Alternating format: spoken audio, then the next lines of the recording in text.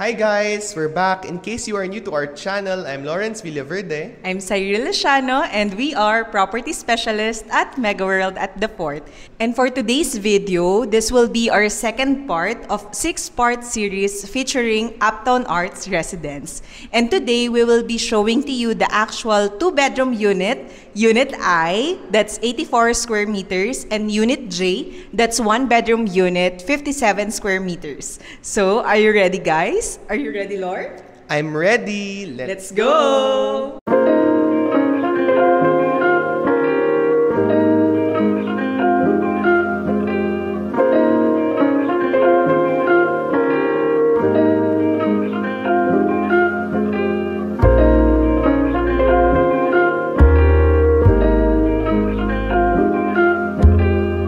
So, hi guys! So now we're here in Unit I, 84 square meters here in Uptown Arts Residence. So, this will be your mini foyer.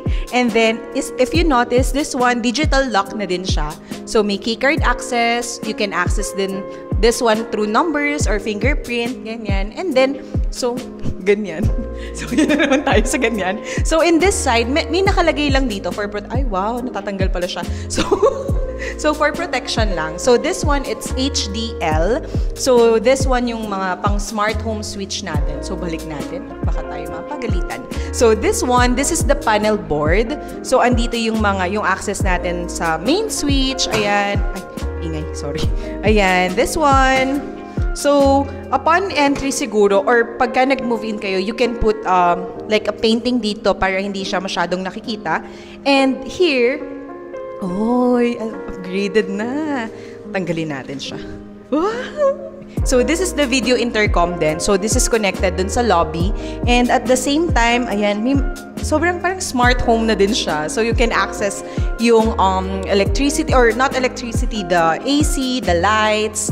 So, you can access using this one. So, very like upgraded na din. So, balik natin siya. Uy, touchscreen. So, ngayon naman, dito naman tayo sa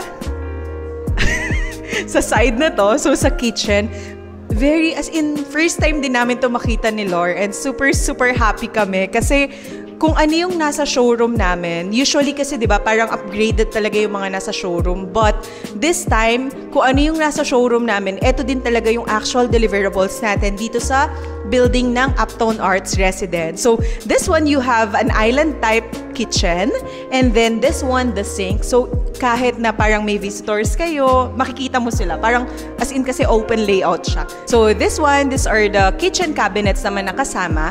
The brand of this is Hacker. It's a European brand din. So, but if you want, you can convert this into like parang bar area nyo. You can put your whiskey or mga alak nyo. And then, may pin lights na din siya nakasama. So, you don't have to add na. Tapos, subway tiles, kasama na din siya. So, ayan siya. Oh, bongga. And then, in this side naman, so, nandito yung range hood natin. So, range hood natin, the brand is Gourmet. Same with the 4 induction cooktop. And for the oven, it's included na din. Ayan, so you don't have to buy na this one. And the fridge, oh my God. So, this fridge, it's a retro fridge style. Tapos, 2-door na din siya. And brand niya din is Gourmet. So, dito, side lang tayong konti. These are the drawers na kasama. And soft close. Oh, wow, isa palas. Ito test natin. Oh, wow, ang ganda guys. So, mo, parang glass pa talaga siya. So, soft close din siya. And then, yon. So, ang ganda ng grease trap. Aesthetic siya guys. Mo, ang ganda. Ayan. So, ayan, kasama na din. And then, oh, ito may cabinets din siya. Ayan. So, ito. So, one thing din na nagustuhan namin dito is the maid's room. Very unique yung maid's room na to kasi you have view. Unlike ng other maid's room natin na as in talagang kulob siya. So, this one, it's facing the infinity pool. It's facing the Mitsukoshi Japanese Mall. And then, while naglo-laundry dito, you have a view. So, dito pala yung area ng washing machine and dryer natin. So, meron din sariling toilet and bath dito, which you can convert into like pwedeng guest toilet and bath. Ayan. So, American Standard yung brand ng mga deliverables niya dito. So, okay. So, punta naman tayo sa dining and living area. So yung dining niya, you can put here, pwedeng 4-seater or 6-seater dito sa side. And then, you can also put bar stool dito sa kitchen area natin. Tapos, this will be the living area na. So, TV will be there. And then, may kasama na din tayong split-type aircon. The brand is Daikin and it's inverter. So, andito yung living area natin. Okay, so floor-to-ceiling glass din siya. And let's check out naman yung balcony.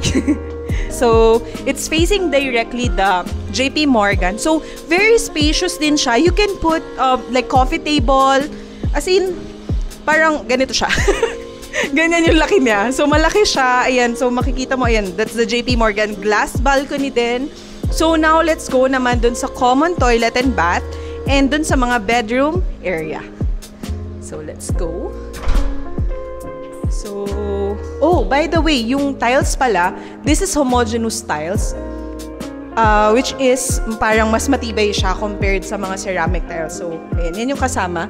And here, this is the smaller bedroom.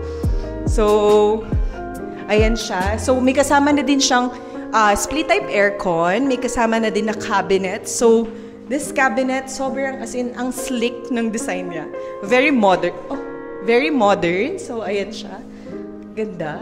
Spacious. So, same with the flooring. It's homogeneous planks. So, dito yung headboard and then the television will be there. So, floor-to-ceiling glass. And then, here naman, this will be the location of the common toilet and bath. So, spacious din siya. So, you have first ever project din namin to na may cabinet under sink. So, hindi mo na kailangan ipa-add sa interior designer. Sobrang konti. And then, yung brand niya, it's Villeroy & Boch, yung mga deliverables. So, sobrang, like, it's a high-end brand and around 260 plus years old na siya sa industry. So, we can assure the quality. Di ako kasha.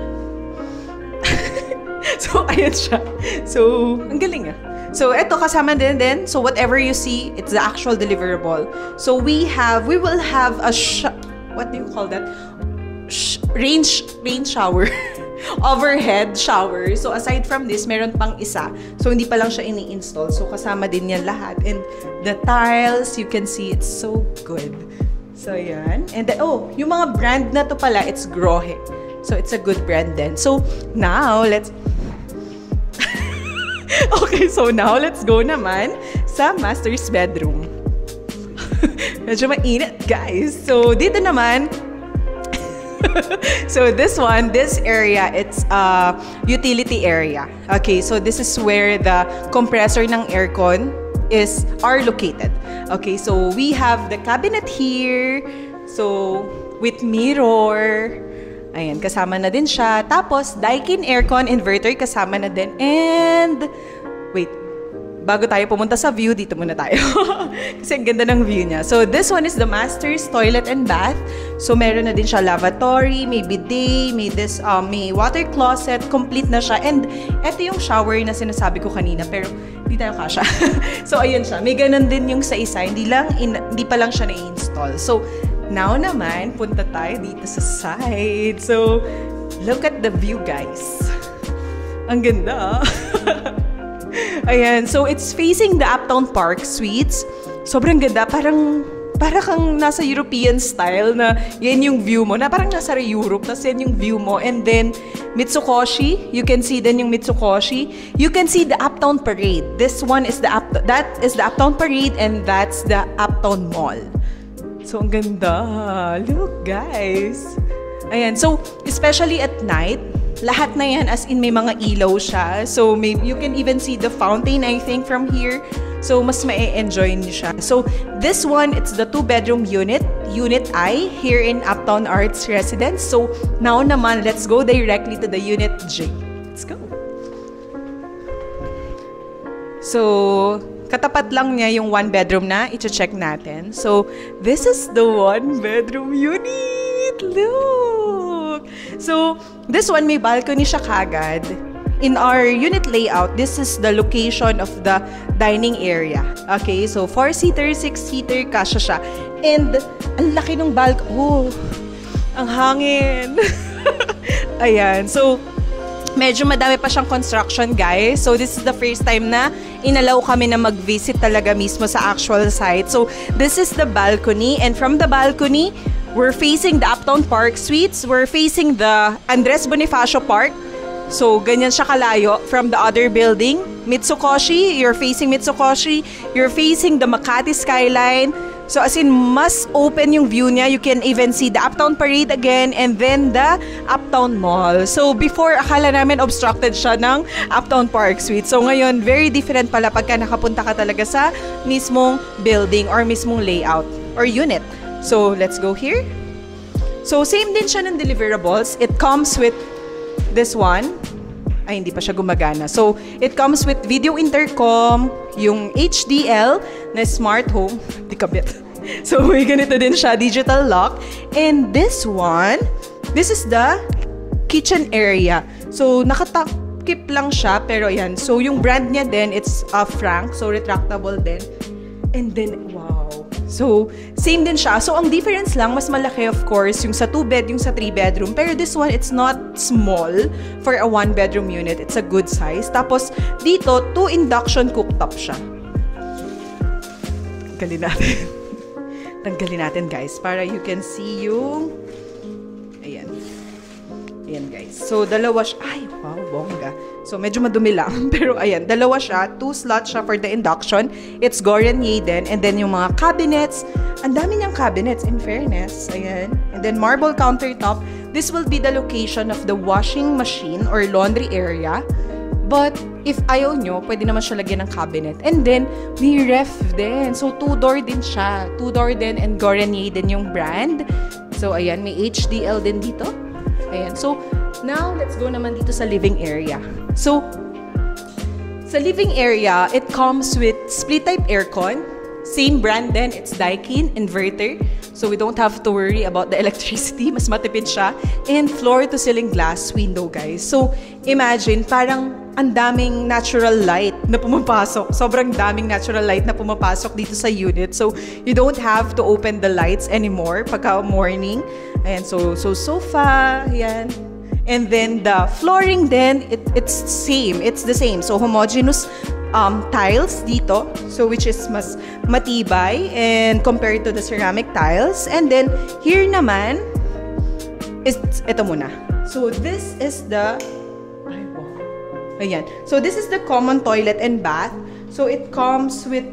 Ito. Malaki din siya, in fairness, for a 1-bed. So, this is Villeroy and Boch din. Ayan. So, may partial glass enclosure din. So, same din siya ng deliverables. Same siya sa 3-bed, sa 2-bedroom, lahat. Ayan. So, may cabinet din siya here. Ayan. So, medyo malikabok lang, guys. Ayan. So, this is the bedroom area. This is very spacious for a 1-bedroom unit. 57 square meters. Normally, ang mga 1-bed natin, 40, 41. But this one, si Arts, as in, ang lalaki ng mga unit niya. So, this one, it comes with sliding door. So, also before, akala namin sa mga 2-bed, 3-bed lang to. Pero sa lahat pala, ganito din siya. Ang ganda.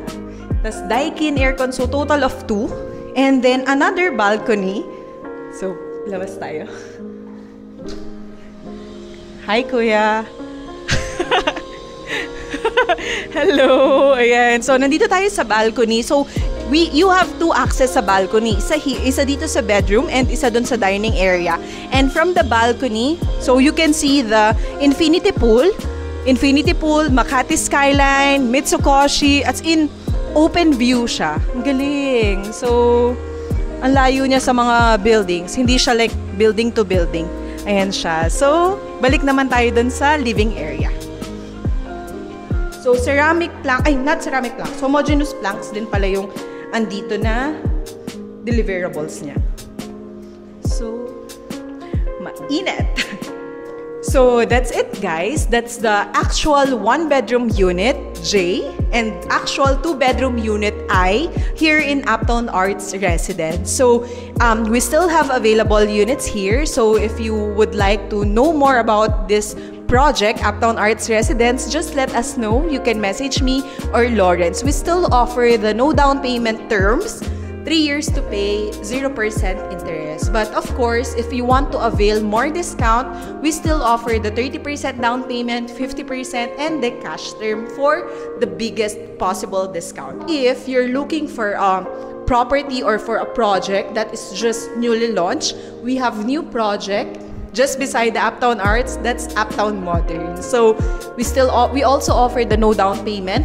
Monthly starts at around 15,000 pesos and with lump sum as well. If you have any questions, just message me. You can contact us through Viber, WhatsApp, iMessage, or even email address. So we will put our details in the description box. So thank you again guys for watching. See you again on our next vlogs. Bye!